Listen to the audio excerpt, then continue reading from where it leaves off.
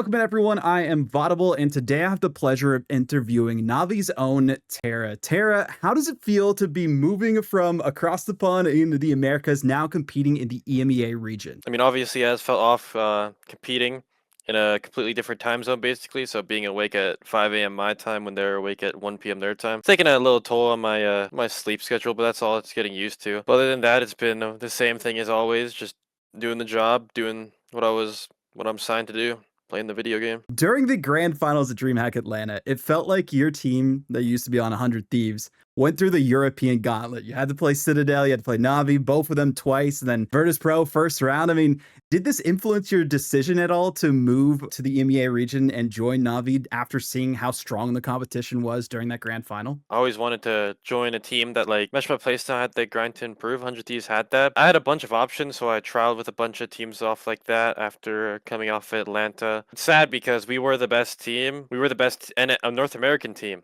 in at Atlanta. And I feel like we showed that pretty well against the very first round against VP and against putting up a fight against Rad too. But I think at the end of the day, just decided that I felt like I was gonna mesh more with Navi. What was the process for you joining this team, and what ultimately led to this being your final decision to join Navi? The whole decisions of the roster mania, everyone knew the roster mania was coming, even like everyone at LAN, because everyone knew when everyone's contract was basically expiring and all that. So everyone knew when people are going to be up for grabs and all that. And that's when people start talking about building new teams and all that. And I'm pretty sure everyone knew that Navi was going to stay because they got two really good placings and all that. First in China and then second in Atlanta. So how I kind of got hints by a lot of people at Atlanta to just have keep an eye on your DMs and all that. Okay, so roster mania, you kind of knew it was coming, Yeah. then figured out, after trialing, this was the right spot for it. Well, you're in the top 8 now for MRC season 5, and looking at the other competitors out there, is there a specific team that you're saying this is the one we really have to put all of our effort into and make sure we do our best against to come out on top? I guess just really chopped. I guess that's the only team. That's the only team I really know of, and that's a standout.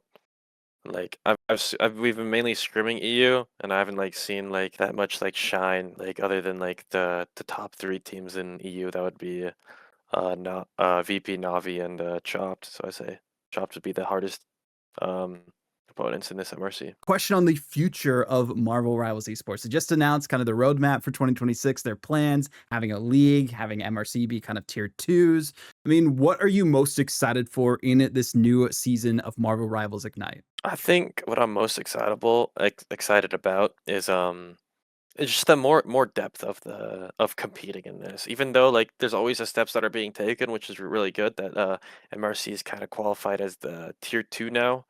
But I really hope that they increase the steps into even making a tier 3 and all that like that. Just playing the game and getting reps against better teams is the best way you can improve, but some people don't see that, and that's why people would like other leagues like that. Well, Tara, any final thoughts, final words you have for your fans out there who will be watching you during MRC this weekend? I'm not gonna lose the reputation that I have just because I went to a different a region, as everyone called me the best DPS NA, best DPS world compared to Sparker. I think I'm here to take Sparker's spot. I think that's the best competition for me is to play against him on even playing grounds every time I can. Love to hear it. Hopefully, we'll see more of that rivalry during the 2026 season. Well, thank you, Tara, for joining me. Thank you, everyone, for watching so far, and enjoy the rest of the MRC action.